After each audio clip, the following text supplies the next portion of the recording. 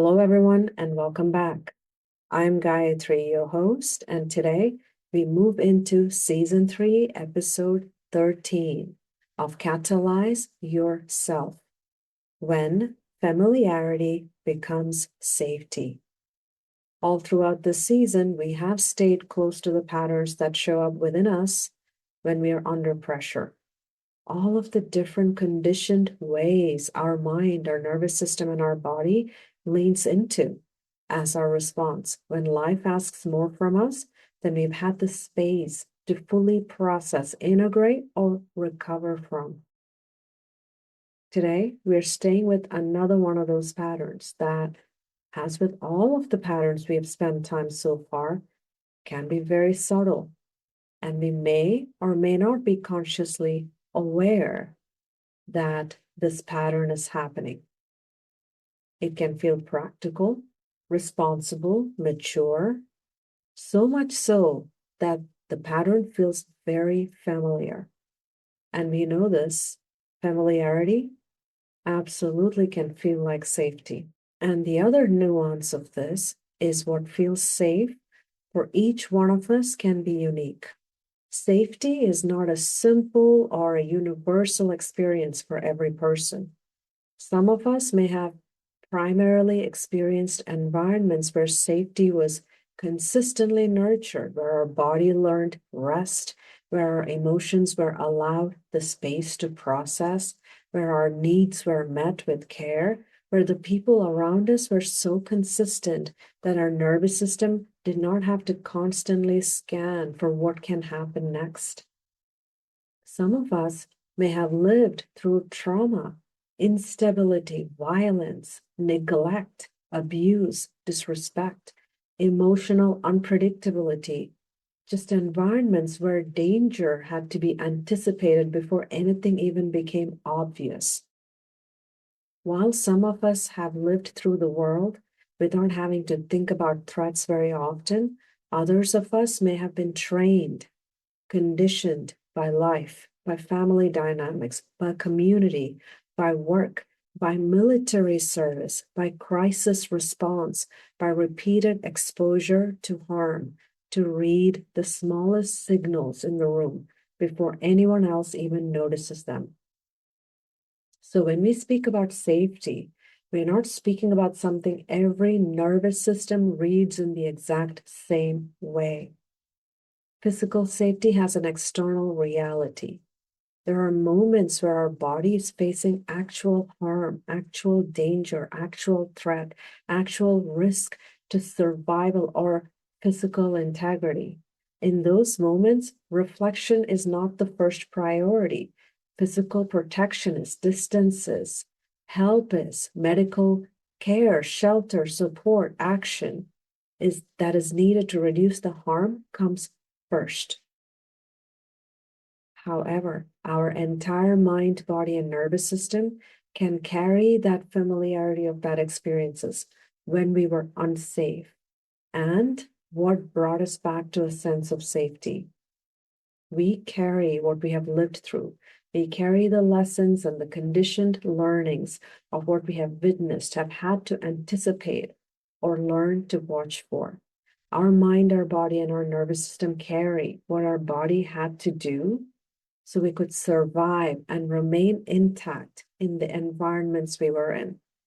And what we had to do to survive becomes the familiar response that brings us safety.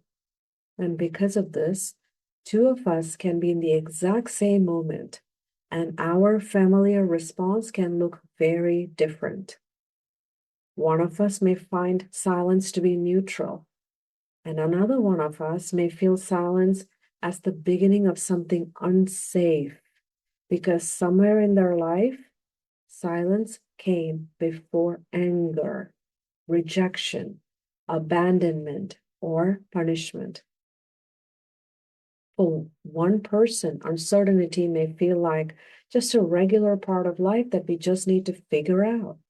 And for another, uncertainty may feel like a loss of control because their nervous system learned that not knowing what comes next can come at a cost.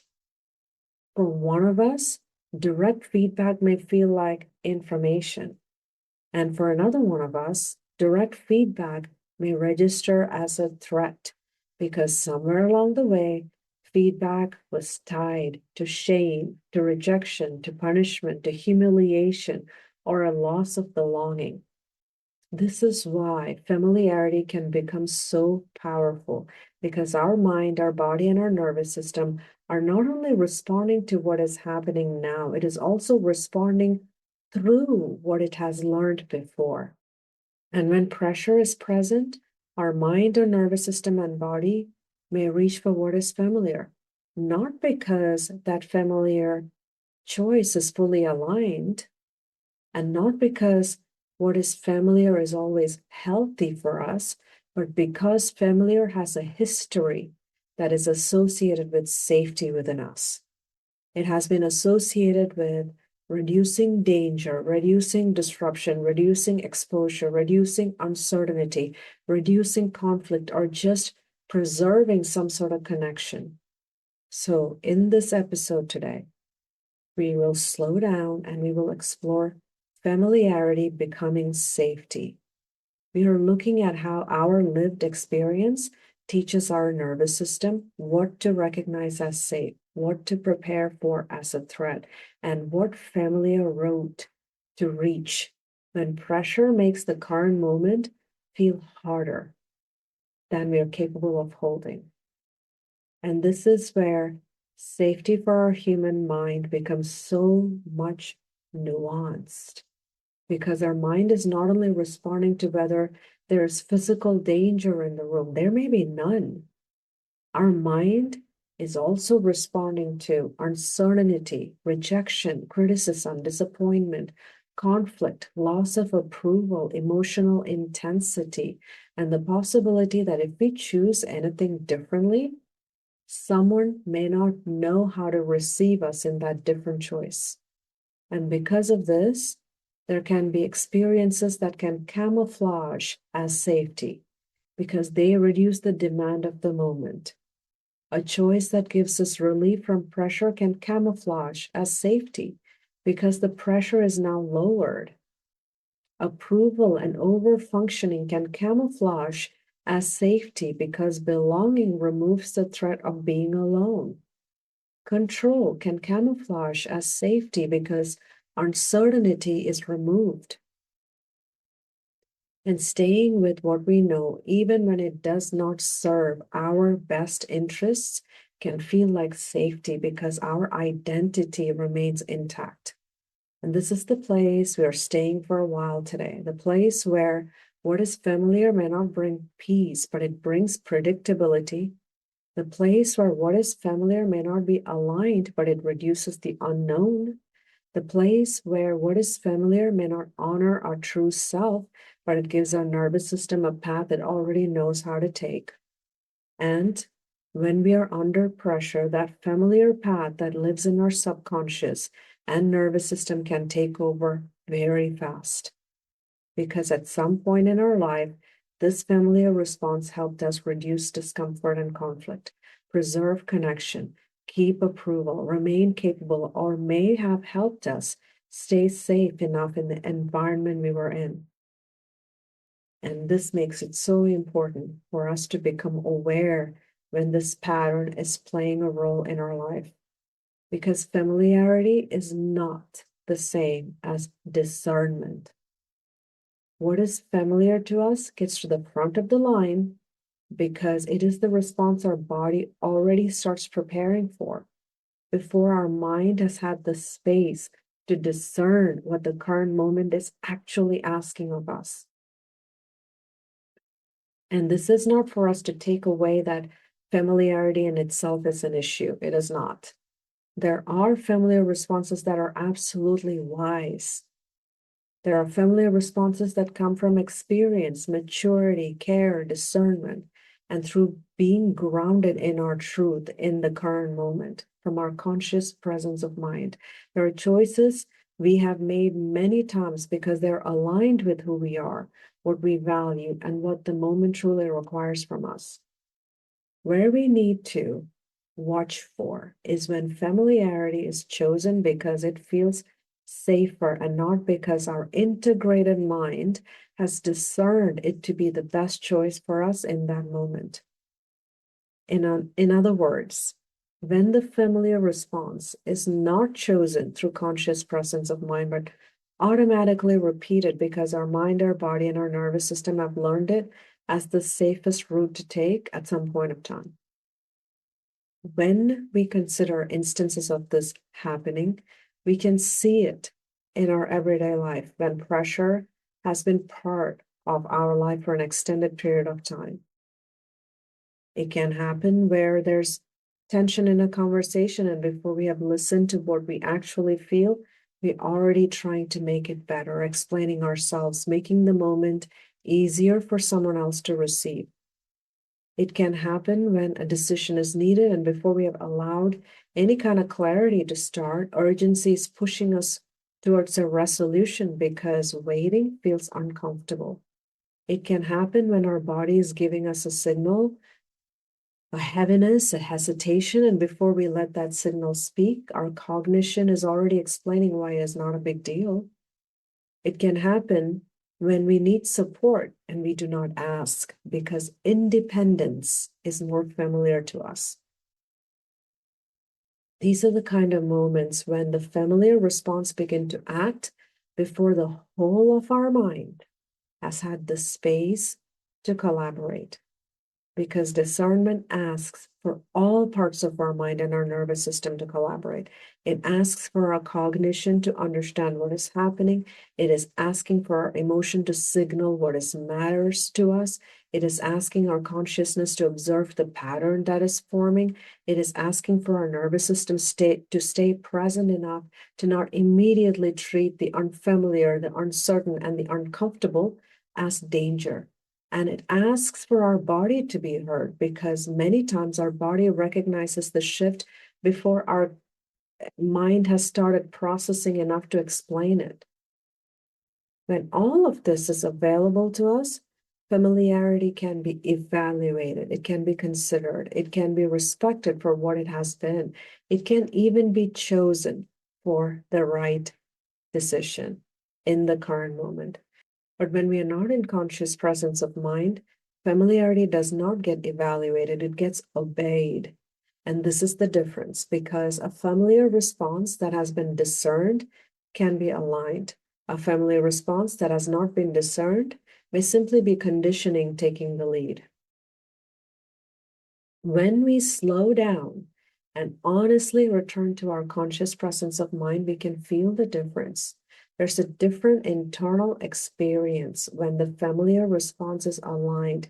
Even if the choice is not easy, there's a steadiness within it. We are authentically connected to ourselves because there is clarity on why we are choosing it. Our discernment has taken all we know into consideration to make the best choice for us.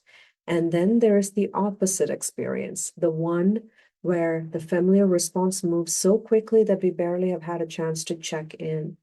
The yes comes out, and only after that moment passes do we start recognizing the discomfort we are feeling with that yes. The silence remains, and later on we realize that silence was not peace, it was just fear of disruption. The explanation starts, and then somewhere inside of us, we know we are not clarifying, we're trying to preserve approval. The decision gets made, and after the relief wears off, we sense that we chose closure more than alignment. And this is why conscious presence of mind matters so deeply. Presence of mind is what allows us to catch the familiar response before it becomes the only response. Presence of mind gives us enough space to ask with honesty, is this familiar response right for this moment? Or is this the response I learned to reach for when something is about to feel threatening? Because our mind, body, and nervous system do learn through repetition, learn through what helped us avoid pain, learn through what helped us keep the connection, learn through what helped us reduce conflict, learn through what helped us remain accepted, learn through what helped us survive environments where we did not have other options. Discernment becomes critical here because the current moment may not be the same as the moment that trained us. The person in front of us may not be the person from the past. The room we are in today, in this current moment, may not carry the same threat our body is preparing for. The feedback we are receiving may not be rejection. The uncertainty we are feeling may not even mean danger. The discomfort we are sensing may not mean we're unsafe. But if our familiar responses move too fast, we may not get to discover that. We may respond to the current moment through the memory of what once happened. We may protect ourselves from a threat that was never existing. We may preserve a role that no longer reflects who we are. We may repeat a response that once made sense, but now keeps us from living with conscious presence of mind. And what all of this is asking of us is to notice, because once we notice it, we are no longer inside of the pattern. We've created the first opening for discernment. Every time we notice familiarity before just obeying it, we are strengthening conscious presence of mind. Every time we pause long enough to discern, we are allowing our whole mind to participate. Every time we let our cognition, our emotion, our consciousness, and nervous system and body to come back into conversation, we are no longer living only from that conditioned place. With conscious presence of mind, we are not focused on the rejection of familiarity. We are strengthening the discernment of familiarity. To ensure what is familiar is not automatically considered safe. Our mind has to process and discern whether what feels safe is fully aligned with the current moment, or whether it is simply the path our mind, our body, and nervous system know how to take. And with that understanding, we can begin to see that familiarity does not have to be the authority over us. It can be information. It can be part of the conversation. It can show us what we have learned in the past. It can show us what once protected us. It can show us where our nervous system still reaches for first. And once we see that, conscious presence of mind can help us discern what response actually belongs to our now. And this is where self-intervention becomes so important, because if familiarity can move faster than discernment, then we need a way to catch the movement before we simply follow it. So we can notice, we can recognize that a familiar response has entered the moment, and now conscious presence of mind is needed so discernment can return. This is where halt, rise, and shift becomes so useful. Halt helps us notice that something within us may already be narrowing. It gives us a way to ask, what signal is active right now? Is the familiar response rising the right one? Is there hesitation? Are we pausing because the moment genuinely needs time? Are we avoiding? Are we stepping back because that is the wisest choice in the moment? Is there a sense of lack? Do we believe there's not enough time, enough support, enough clarity, enough capacity, enough safety, or enough internal room to respond differently? Are we tired? Has our mind, body, and nervous system become so depleted that the easiest familiar route feels like the only path available? Halt helps us notice. It helps us see that the familiar response may not be the full story, that there may be something else underneath it. There may be pressure underneath it. There may be fear underneath it. There may be depletion underneath it. There may be a learned belief underneath it. And once we see that, we're no longer inside the automatic familiar response. And in that space, we can rise. Rise helps us widen the moment so discernment has room to return. Recognition allows us to say, this is familiar. Intention allows us to come back to what matters now, not what protected us before, not what just helped us survive an old environment, not what keeps the moment easiest, what matters now. Senses bring us back into our body and into our present moment. Because when familiarity is moving so quickly, our body may be responding to what it remembers, not what is happening in the now. Coming back through our senses can help us notice where we are, the current moment we are in. An evaluation is asking us, is this familiar response aligned for us in this moment, or is it only recognizable to my nervous system? With evaluation, familiarity becomes information. It becomes something we can listen to, understand, and discern. And when we shift, our awareness begins to influence our response. Stop allows us to interrupt that automatic movement just long enough to keep the familiar response from taking over before we arrive at conscious presence of mind. Highlight allows us to really confirm what is present. This is familiar silence. This is not the space we want to be in. Let's flow out of it. This is the urgency that wanted closure. This is the explanation that wanted approval. This is the independence that does not want to ask for support. And integrate allows us to bring what we know that has been highlighted into the next choice.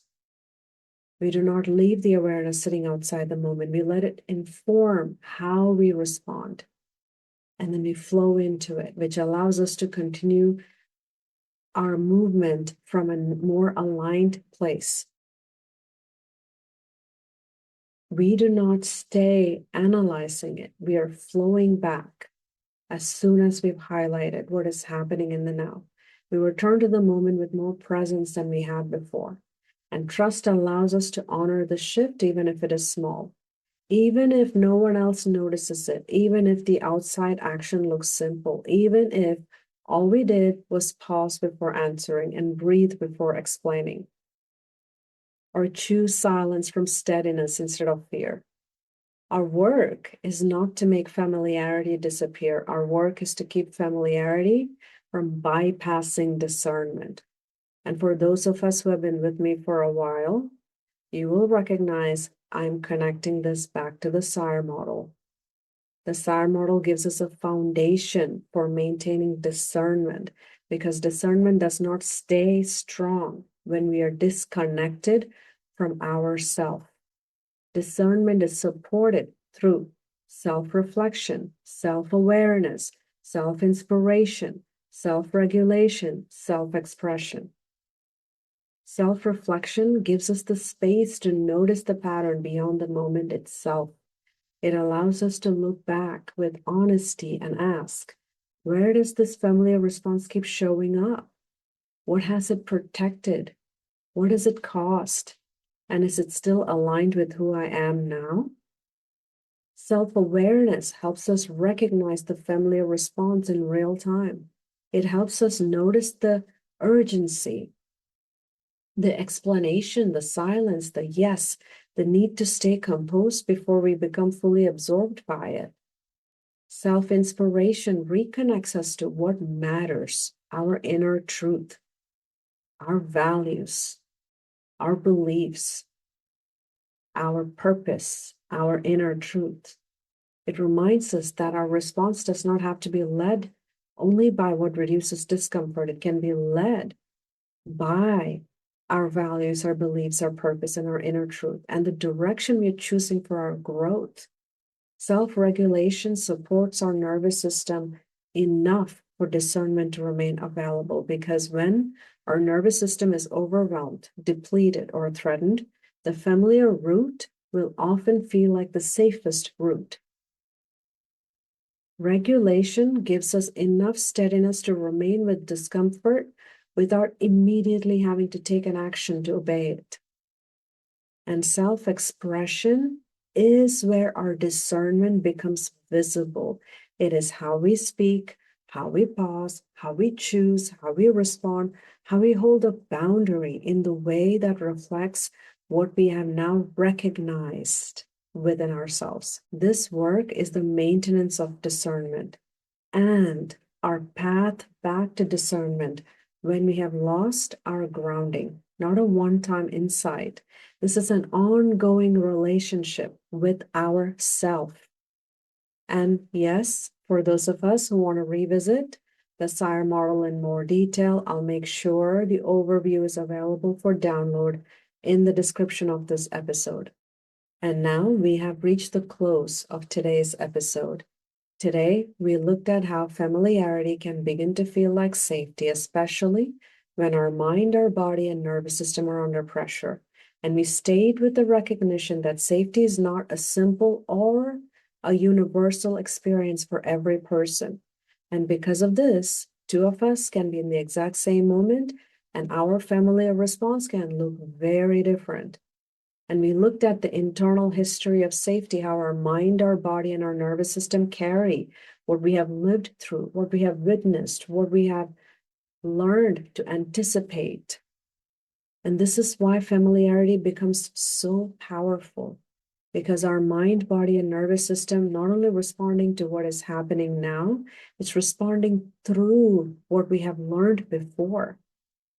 We also spend time on how we can discern the familiar response as the right response for the moment we are in through conscious presence of mind. We walked through how self-intervention practices from the SIRE model, halt, rise, and shift, become meaningful in returning back to our conscious presence of mind. We also worked through how self-reflection, self-awareness, self-inspiration, self-regulation, and self-expression from the SIRE model can help us maintain our discernment.